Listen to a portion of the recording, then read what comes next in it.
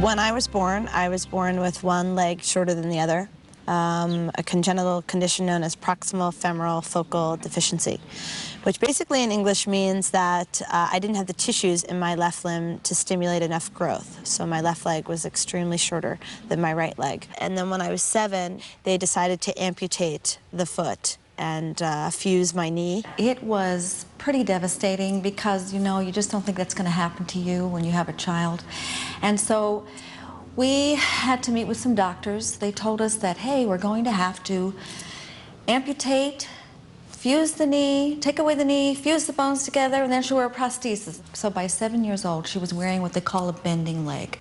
I was 8 years old at the time, 7, 8 years old, and it was after my surgery. And my dad signed me up for this 1-mile fun run, and my brother and I went, we raced in it, and I came in dead last. I hated that. She did come kind of in last, but she did it. That's the whole key, is that she did it and she didn't give up. I wanted to be athletic, but I didn't really have the strength or the prosthetics to be athletic. You know, I was always the last kid picked for kickball, you know. I was the weak link. I couldn't kick the ball as hard. I couldn't run the bases as fast, so I was lucky to make it to first base. One day she said to me, she says, "Mom, why do I have to wear this leg all the time? I hate it, I hate it." You know, there was a time when she was about 8, maybe 9. And I said to her, I said, you know, your dad has to wear glasses. I said, and if he didn't wear his glasses, he wouldn't be able to see where he's going. He couldn't drive.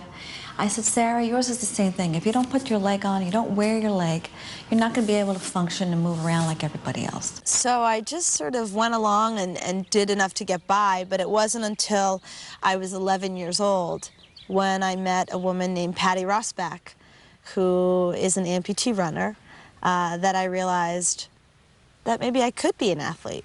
Well, first of all, you have to imagine a little girl with legs that were like 2 sticks of spaghetti and this blonde, and at that time it was sort of curly-ish mop of hair. She had this sort of adult affect in this tiny little girl who'd come out to for this fundraising race, and she was wearing, I have to say, she was wearing really the most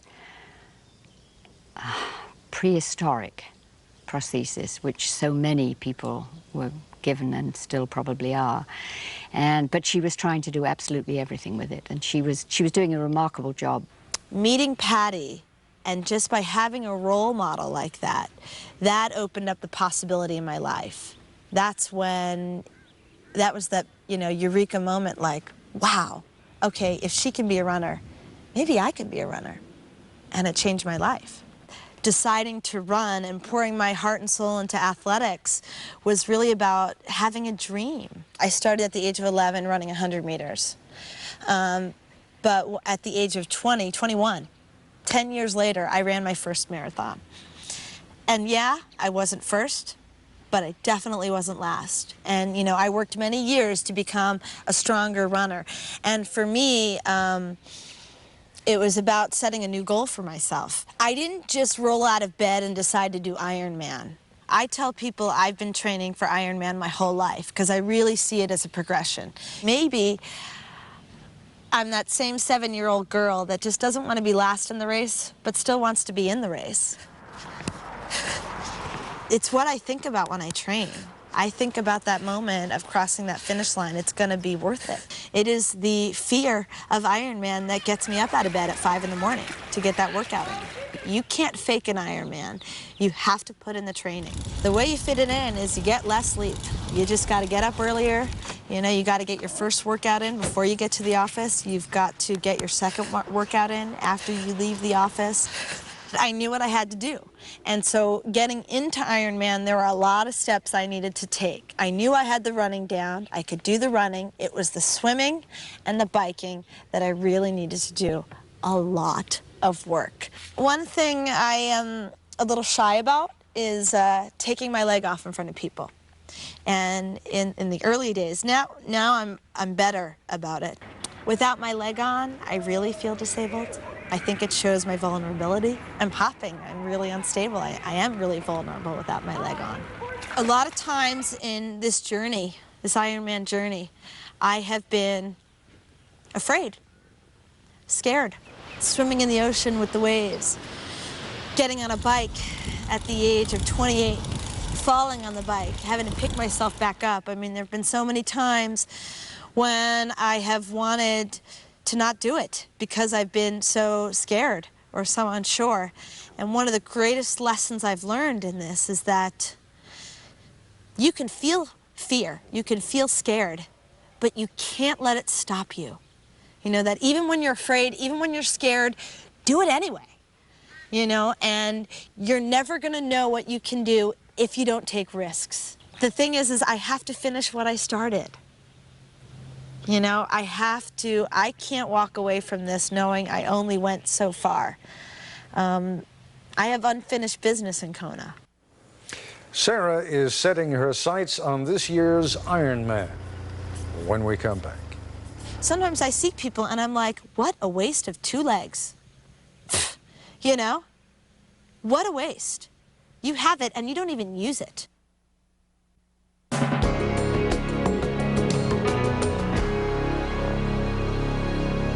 In preparation for the Ironman, I signed up for the Honu Half Iron, and it's held in Kona on the same course that they use for the World Championship Ironman. And so I signed up for that this year. I went to have a really tough experience. Makes you stronger. I don't want to spend energy being nervous. I'd rather just save that energy for the bike and run. So I am pretty calm. The race does have a cutoff. You have to finish the course in 8 hours. In order to qualify for the Ironman World Championships, I needed to do that race in under 8 hours to verify my slot. I think it was one of the things for me, it was like, people didn't expect me to run. And it is the greatest irony. A girl with one leg becomes a runner. A girl with one leg becomes an Ironman. And I just think that, yeah, you know, when you look at all the things that people have, I think, what is their excuse? You know, if you've all limbs intact, what is your excuse? You can do this, you know, and quite frankly, it's easier for you.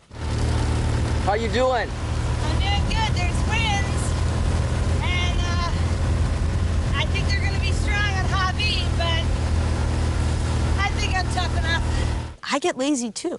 You know, I'm not going to say I'm above that. I enjoy sitting on my couch watching movies, eating Ben & Jerry's. You know, it's that's okay. That's natural to want to do that. But also, I sometimes do look at people. I mean, I'm not going to lie. I do sometimes I see people and I'm like, what a waste of 2 legs. You know? What a waste. You have it and you don't even use it. You know, but I can't get in that place of anger. I just kind of think it's their loss. I spend a lot of the times people passing me. And sometimes I do get frustrated. I just sort of think, if I had 2 legs, you know, I'd kick your butt on this hill. So sometimes I do often think about, you know, what kind of athlete would I be if I had 2 legs? You know, maybe, would I be a professional triathlete? You know, would I be an Olympian instead of a Paralympian if I had 2 legs? I don't know. Good job. Yeah. But I also think that in my life experience, I don't know if I would have the same drive or focus or desire. I think a lot of that desire comes from a place of not having. Sarah definitely stands out. Just her positive energy.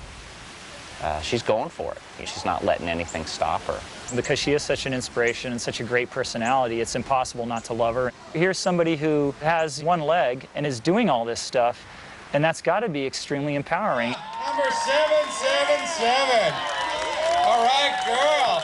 She's my role model now because she has gone on and taken what she's doing in the athletic world far further. And has accomplished things that I can just only marvel at now. It's an amazing feeling. It's like you almost feel like you almost float there. And all the hard work, that's the payoff. I mean, that's what keeps you going in the training, that's what keeps you going in the race, is for that, you know, that 3 seconds across the finish line makes it all worth it. I'm glad that's done. It's not all triumph. I'm at a point in my life, I'm 30 years old, and I've gone through a lot of crap. You know, being the girl that no one would ask to the prom because I was different, not always feeling comfortable in my body, not being able to wear what was hip and fashionable, and being uncomfortable in my skin. I think sports has helped me get through that, but it certainly has been a journey, and it continues. We all don't have to, you know, have 10 perfect toes and 10 perfect fingers, and, you know, perhaps what makes us different is really what makes us beautiful. Sarah Reinertsen, when she graced that cover of Runner's World magazine last December, it became the most requested in the magazine's 39-year history.